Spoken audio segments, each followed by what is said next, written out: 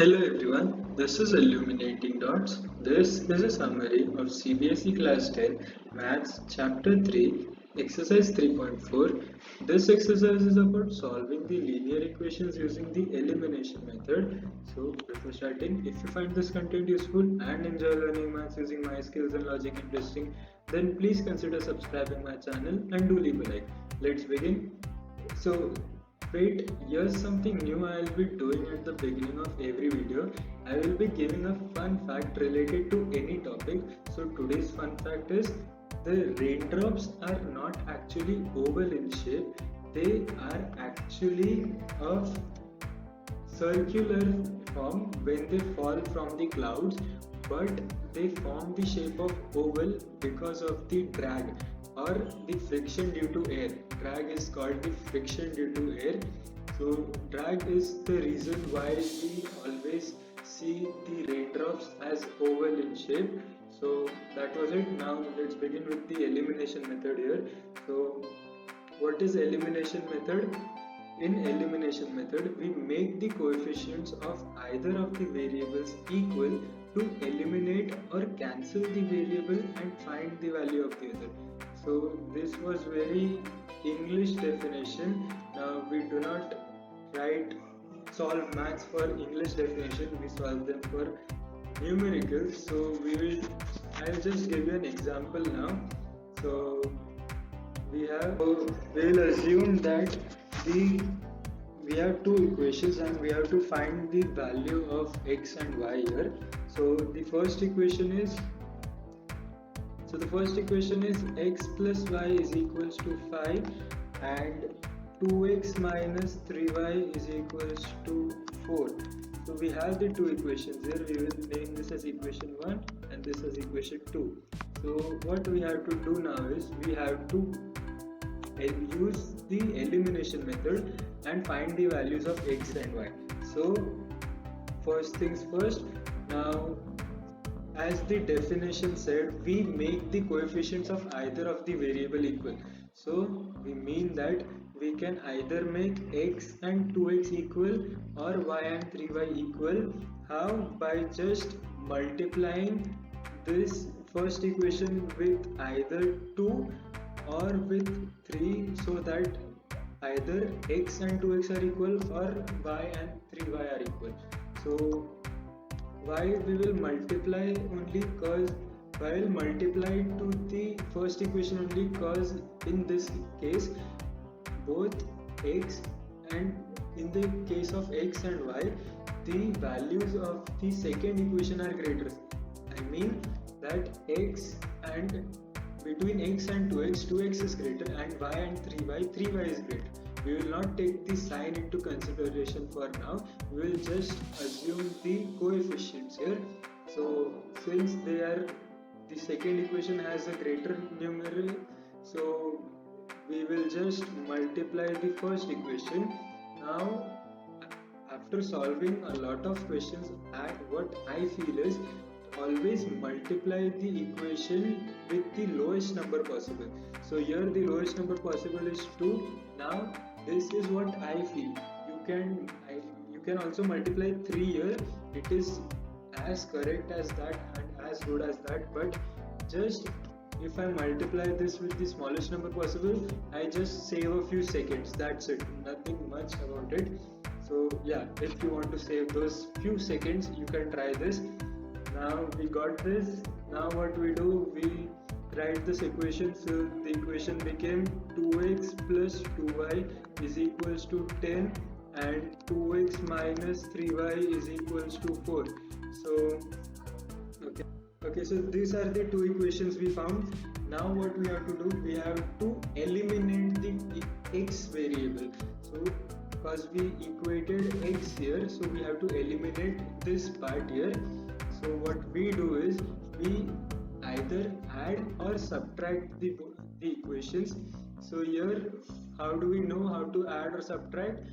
So we just look if the signs of the equal numbers, or in this case 2x and 2x, have opposite signs. So no, these both have positive signs plus signs with them, so we will subtract them. Why? After subtracting, their signs will be opposite, because this will remain plus and this will become minus.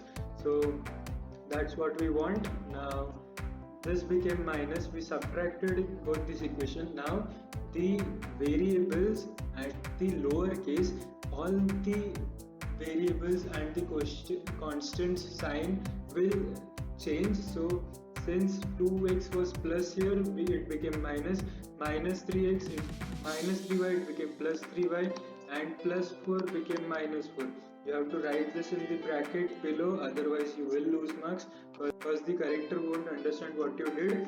Now this is plus, this is minus, so this gets cancelled. Now plus 2y plus 3y gives 5y here, and 10 minus 4 is 6, so therefore y is equals to 6 upon 5. We got this here, we got the value of y. Now we find the value of x. So here is something which most of the students have doubt.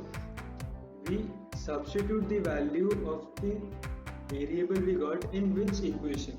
So the answer is, you can substitute the value in any equation. So here it could be equation 1 or equation 2 or equation 3. In some cases there is also an equation 4 here. So you can substitute the value in whichever equation you want and you will get the correct answer only. So do not worry about it. So I'll choose the smallest equation, that is x, first equation. So x plus y is equals to 5, therefore x plus 6 upon 5 is equals to 5, therefore x is equals to 5 minus 6 upon 5, 6 upon 5, therefore x is equals to 25 minus 6 is 19 upon 5. So we got the value of y, we got the value of x. That was it. This is elimination method. So I hope you understood how to do it. If you didn't, just rewind my video and see it again. You will understand how to do it correctly. And yeah, just don't skip any steps. I skipped the last step, I know, but you do not have to skip any step. Do every step possible and do not leave for the corrector to understand what you did, because that may lose marks. So let's start with the exercise now. So the first question, I just solved the first part of the first question here as example, so I will not be solving any other question ahead. You can do it by yourself. Also, they are very easy. In the last question, you just have to equalize the denominator and cross multiply and get the equations in perfect numbers and not in fractions. So you can do that. Now let's begin with the second one. Now in second one also, I will not be solving the whole equations because these are statement questions, so I'll just change the statements into equations and leave it to you. You can solve the equations by yourself and you can get the answer. Now the first one, if we add 1 to the numerator and subtract 1 from the denominator, a fraction reduces to 1. It becomes half if you only add 1 to the denominator. What is the fraction? Okay, so this is the sum. We will assume that numerator be x and denominator be y. So we have the fraction here, so we will write it as fraction only. Now the first part says, if we add 1 to the numerator, that is plus 1 here, and subtract 1 from the denominator, that is minus 1 here, the fraction reduces to 1, so this is equal to 1. The second part says it becomes half if we only add 1 to the denominator. So this is the fraction x upon y, it turns to half if we only add 1 to the denominator, so plus 1 here. So this was the equation, these are the equations here. Now most people, what they think is, if we do something to the LHS, we have to do the same thing to the RHS also. They are partly correct, but not in this question.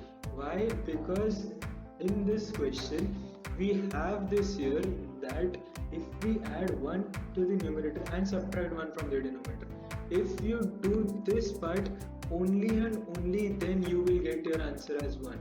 What other people do, they subtract 1 year, they add 1 year, and this becomes a total illogical thing and they lose it there. So that is why just keep in mind, whatever you have to do, you have to do with the x and y or the variables only. Keep that in mind, otherwise you may lose marks. So this was the equations. You can solve it ahead by yourself. Now next one here, second one. So they have given 5 years ago Noori was thrice as old as Sonu. 10 years later Noori will be twice as old as Sonu. How old are Noori and Sonu? So this is something we have been doing since the last 3 exercises. So I'll just explain it to you once again. We will assume let Noori's age be x years and Sonu's age be y years. So, and we also know Noori is elder and Sonu is younger, because the grammar of these statements state like that. Now 5 years ago, that is in the past, so we will subtract 5. So x minus 5 and y minus 5. Noori was thrice as old as Sonu. So Noori, we will multiply 3 to Sonu's age. Why?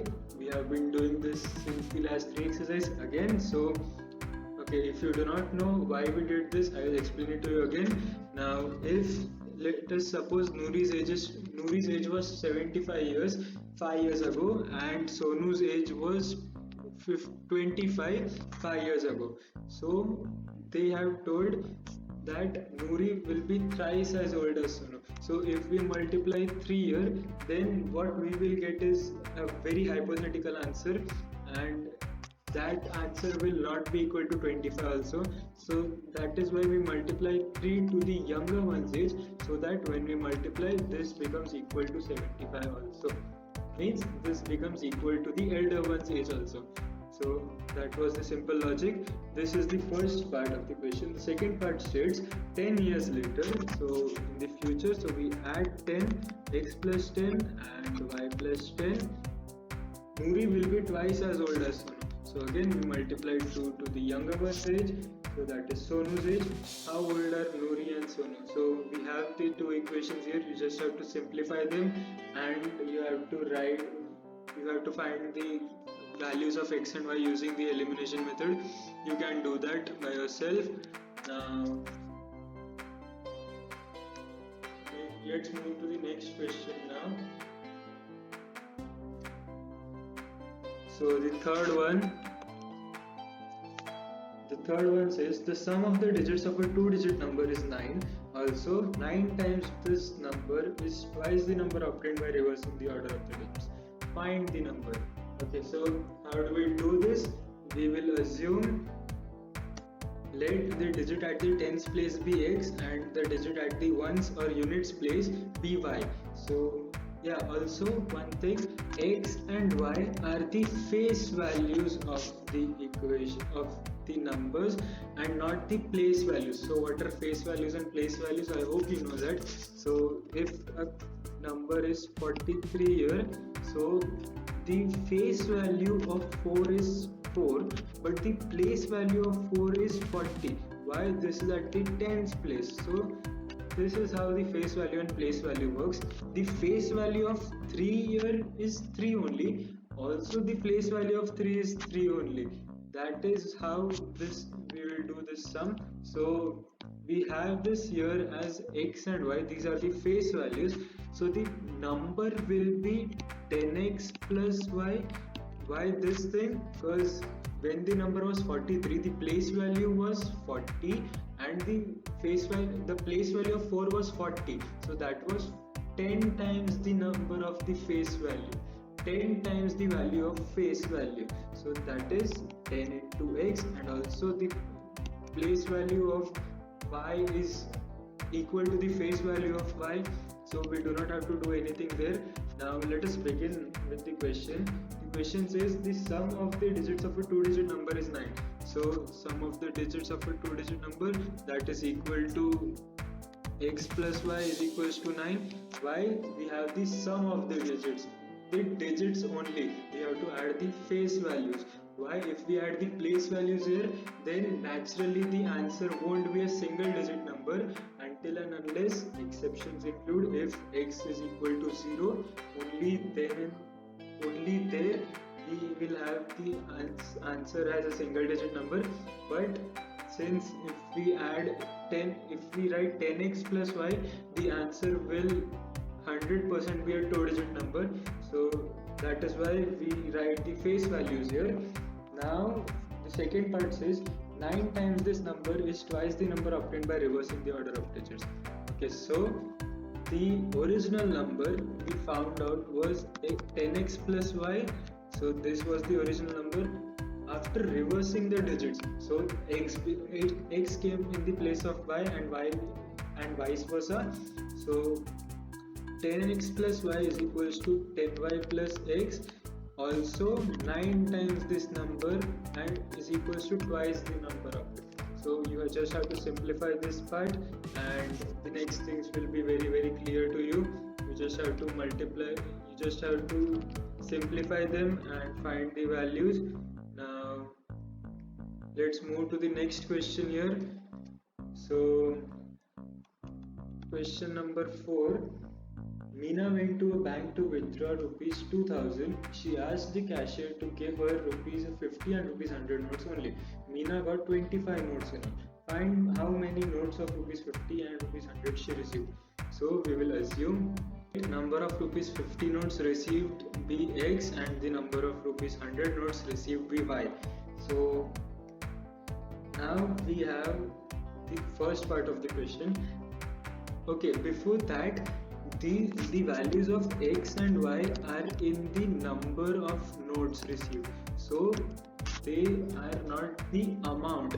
Amount is in rupees and they are not amount, they are the total number of notes received. So if, let me show you an example. Suppose there are 5 rupees 50 notes and you have to find the amount you have. So how you will do that? You will multiply 50 with total notes you have, so that will be equal to rupees 250 here. So what you did, we now have 5 as the value of x. So what is 5? The total number of rupees 50 notes. And how do we find the total amount we have? We multiply 50 with x, so we get the total amount. That is how it works, and this is the same case with rupees 100 notes also. So we will go by that question, we will go by that logic only. Now the first part says, she went to a bank to withdraw rupees 2000 and asked the cashier to give her rupees 50 and rupees 100 notes only. So what is the total amount she has, we have to find here. So what we will do, we will multiply 50 and x and 100 and y to get 2000 rupees. So we have the amount we have in rupees 50 notes and the total amount we have in rupees 100 notes. So that is why we multiplied x and y here. The second part says she got 25 notes in all. So we do not have to find the amount here, we have to find the number. So that is, so what, so x plus y is equals to 25. This was simple. You just have to equalize the variables and then do it by yourself. You can do this question, I am sure about that. So let's move to the next question here.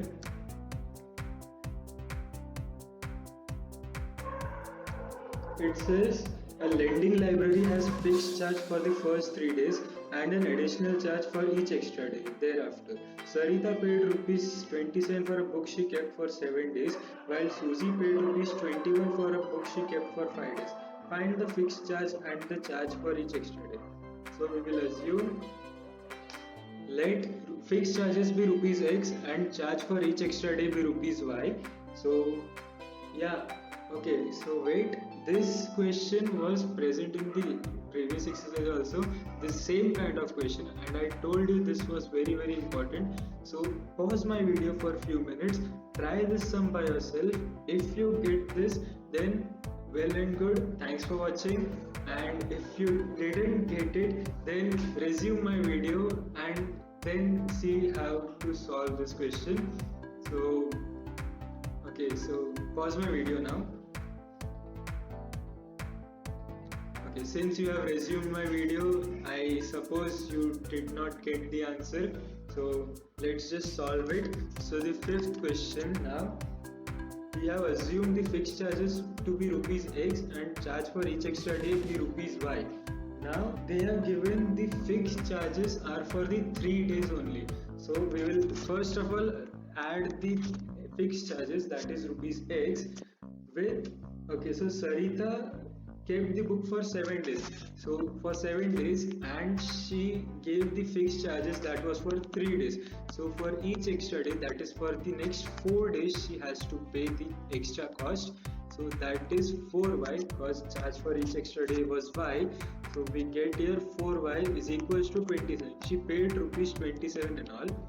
Now in Susie's case, she kept the book for 5 days. So 5 minus 3 here, because the fixed charges were for 3 days. So we get 2. So she paid for 2 extra days. So that is 2y. She paid 21 rupees here. This is simple. You can just solve it here only. Minus, because you subtract them because both of them are equal with the same signs. So you cancel it. You get 2y is equals to 6. Therefore y is equals to 3. Rupees 3 as y. And the next is x plus 2y is equals to 21. Therefore x plus 2 into 3 is equals to 21. Therefore x plus 6 is equals to 21. So therefore x is equals to 15. So the fixed charges were rupees 15 and the cost for each extra day, the charge for each extra day is equals to rupees 3. This was easy sum, though it will take few hours or few days for you to understand this type of sums, but once you understand them, they are very easy. You do not have to worry a single bit about it if you get the answers correctly. Now that was it, I guess. Now please solve RD Sharma, and if you want me to solve it, just comment below. I will be solving the RD Sharma also, the important questions. And yeah, RD Sharma has all the important questions, and there are different exercises for each type of question. So for the, like suppose in the first question, the fraction one, the numerator and denominator, there is a whole exercise for this type of question in RD Sharma. Hence, like there are 5 questions in the second sum. For the first, second, third and fifth, there are literally a whole exercise for each of them. So just solve those questions from RD Sharma. Once you are thorough with it, you will be like super fast in doing the sums, and you will save a lot of minutes also in the question paper. So yeah, that is the most important thing. Yeah, so this is all the boring blabbering, I know, but just keep that in mind and solve the RD Sharma also. Yeah, okay, so if you have any doubt, do comment below, and also I have given my mail in the description, so please check it out. If you have any doubt and want urgent reply, then do mail me. I will reply you as soon as possible. Now that was it. Thanks for watching.